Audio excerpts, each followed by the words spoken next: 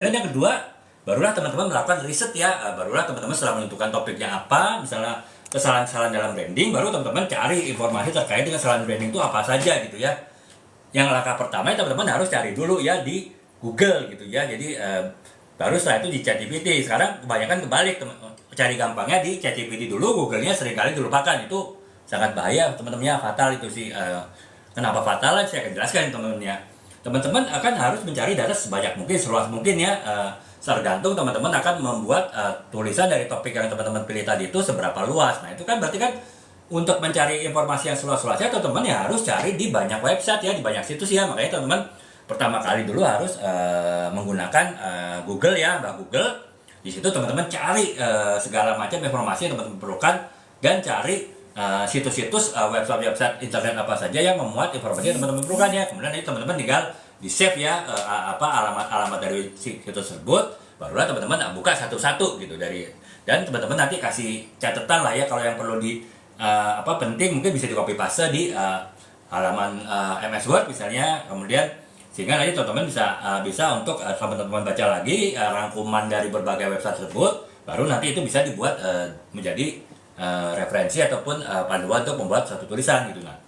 Nah itu teman-teman itu ya, jadi teman-teman harus lakukan googling dulu ya ketika akan melakukan riset gitu atau yang mendalam ya dari penulisan buku non fiksi ilmu populer teman-teman mau tulis gitu. Nah setelah itu barulah fungsi ChatGPT dilakukan ya, jadi teman-teman bisa ini gitu memberikan pertanyaan kepada ChatGPT. Jadi teman-teman misalnya ingin menulis ini teman-temannya saya menulis ini kesalahan-kesalahan branding. Nah, saya akan nulis dulu bagian subbab kesalahan di dalam visi dan misi perusahaan gitu ya. Jadi kan ya sama dengan sekarang ya politik ya, kandidat-kandidat politik ini kan juga ada visi misi. Nah perusahaan pun juga ada visi misi. Nah itu kan kita kesalahan-kesalahan apa aja sih ketika perusahaan-perusahaan itu akan menerapkan visi misi, dan juga ketika visi misi ditetapkan bagaimana mengimplementasikan visi dan misi tersebut tuh kesalahan-kesalahan apa yang terjadi. Nah kita kan sudah dapat tuh informasinya dari Google, yang baru kita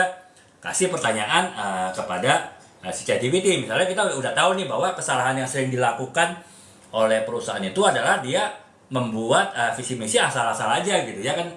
Visi misi itu yang penting kata-kata indah, kata-kata yang bagus, yang bisa dimasukkan ke website perusahaan, bisa dimasukkan ke company profil perusahaan. Nggak peduli nantinya perusahaannya tuh arahnya akan berkembang kemana gitu. Bisa jadi nanti visi misinya ke kanan, arah perusahaan ke kiri gitu kan ya, karena ya visi misi itu asal dibuat jadi. Nah itu kan itu teman-teman udah dapatkan tuh ketika membuat visi misi itu kesalahannya seperti itu misalnya, salah satu kesalahan ya teman-teman baru bisa nanti tanya ke ChatGPT, tolong jelaskan apakah perlu sebuah kegiatan membuat visi misi perusahaan itu harus dibuat secara detail dan dengan penelitian yang mendalam, dan apakah bagaimana dampaknya kalau misalnya visi misi perusahaan itu tidak sesuai dengan arah yang akan dilakukan oleh perusahaan gitu kan.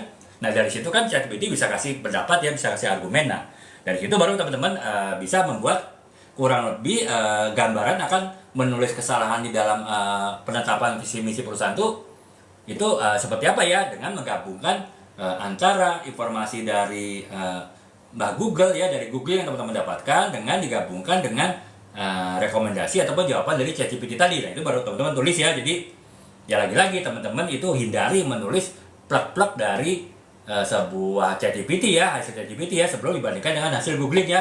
Kecuali teman-teman benar-benar sudah ahli ya, sudah benar pakar di bidang tersebut. Tapi kalau teman-teman masih setengah ahli, setengah pakar ya, saya sarankan tetap menggunakan Google itu sebagai pertimbangan utama ya ketika melakukan riset penulisan. Baru setelah itu teman-teman bisa konfirmasi ataupun minta rekomendasi kepada ChatGPT gitu. Jadi itu